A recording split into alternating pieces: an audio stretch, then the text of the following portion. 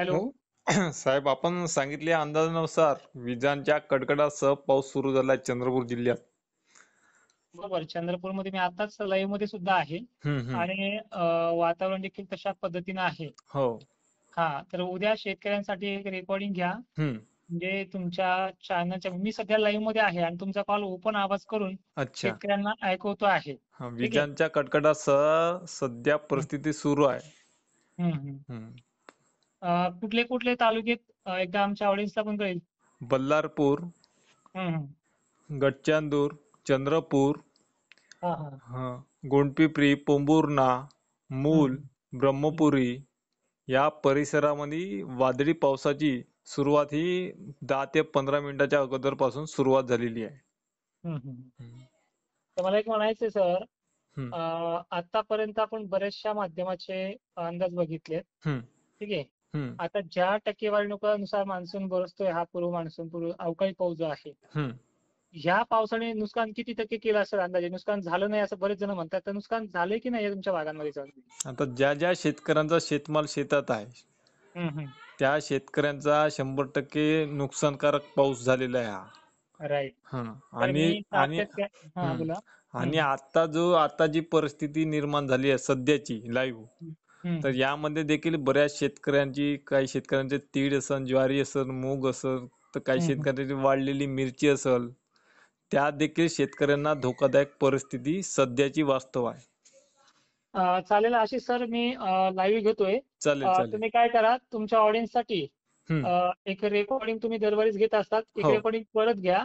ठीक, आणि चालेल. एकदा तुमचं, मी जेव्हा लाईव्ह मध्ये शेतकऱ्यांना बोलतोय ना, हं, हं. त्यावेळेस तुमच्या चॅनलचं नाव देखील त्यांना सांगा. लाईव्हच्या माध्यमातून शेतकरी तुमचा कॉल ऐकतायत, माझा आणि तुमचा, हं, हं, हं. तर त्यांना तुमचं नाव वगैरे सांगा. मग त्यांना सुद्धा सर्च करून मिळेल की बाबा तुमच्या लाईव्ह युट्यूब चॅनलवरती देखील माहिती मिळते म्हणून. हं, हं. हम्म, तर आपल्या चॅनलचं नाव आहे आशिष खाडे. हम्म, हम्म. या चॅनल जाऊन आपण शेती संबंधित माहिती आणि हवामाना संबंधित ज्या ज्या शेतकऱ्यांना, ज्या भागातील शेतकऱ्यांना शेतमाल किंवा आपल्या शेतीनुरूप ज्या काही वादळी स्वरूपाचा पावसाचा अंदाज आपल्याला 4 दिवस 6 दिवस अगोदर तोडकर हवामान अंदाज यांच्या मार्फत आपल्याला मिळत असतो, त्यामुळे शेतकऱ्यांनी सतर्कतेने ते चॅनल बघून आपल्या शेतीचं नियोजन पूर्ववत करावं. चालेल. खाडे सर, तुम्हाला हो. रेकॉर्डिंग सुरू करण्यासाठी रेकॉर्डिंग करून घ्या, कारण की मी लाईव्ह मध्ये आहे आणि शेतकरी सुद्धा उद्याचा अंदाज तुमच्या कॉलिंग मार्फत ऐकतील. ठीक आहे, ठीक आहे, चालू आहे. चालेल. हा.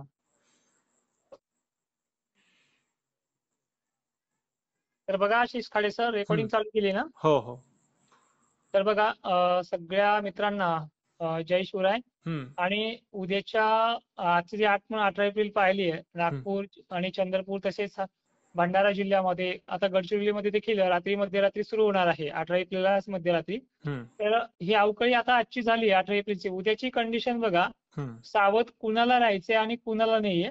हं. तर उद्या जे वातावरण बनणार आहे प्रामुख्याने तुमच्याच भागामध्ये बनेल, पण हं. लक्षात घ्या, हं. ज्या ठिकाणी एकदा अवकाळी बरसला का दुसऱ्या दिवशी सहसा त्या भागामध्ये ह्युमिडिटीची जी लेवल असते हं. ही वाढते सुद्धा, पण हाय प्रेशरमुळे ती पांगली देखील जाते, अशीच काळी सर. हं. हं. तर अशा प्रकारे उद्या एवढी भयंकर स्थिती तुमच्या भागामध्ये होणार नाहीये. हं. हं. पण तुमच्या भागामध्ये बनलेलं बाष्प जे आहे ते पूर्वेकडे हं. असलेल्या छत्तीसगड राज्यामध्ये, रायपूर वगैरे भागात अवकाळी बनेल. हं. पण तुम्हाला पुढील 2 दिवस म्हणजे 19 आणि 20 पर्यंत झाकापाकी ही हं. करायची आहे.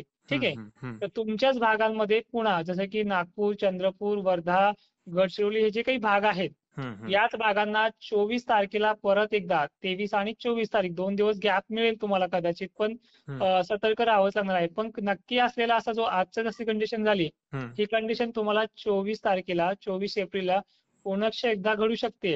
हं. हं. कारण की बंगालच्या उपसागरातली जी सिस्टम आहे ती पूर्वेकडे सरकण्यासाठी हं. पोषक परिस्थिती निर्माण घेऊन येते. हं. हं. आणि काही तुमचा ऑडियन्स जर दक्षिण महाराष्ट्रात पाहत असेल, हं. हं. तर हं. सांगली, सोलापूर भागांमध्ये सुद्धा हं. आजच्या 18 एप्रिलला संध्याकाळच्या वेळेला कान्याकोपऱ्यामध्ये बाउंड्रीलगतच्या भागांना पाऊस होणार आहे. हं. हं. तर मराठवाड्यामध्ये, विदर्भामध्ये फक्त आभाळ दाखवेल, आभाळामध्ये भीती वाटेल, हं. किरकोळ अशा सरी असतील, पण नुकसान करणारी तुमच्या भागासारखी कंडिशन इथे नाहीये. हं. हं. एखाद दोन ठिकाणी बरसला तसा तो किरकोळ अपवाद समजायचा आहे.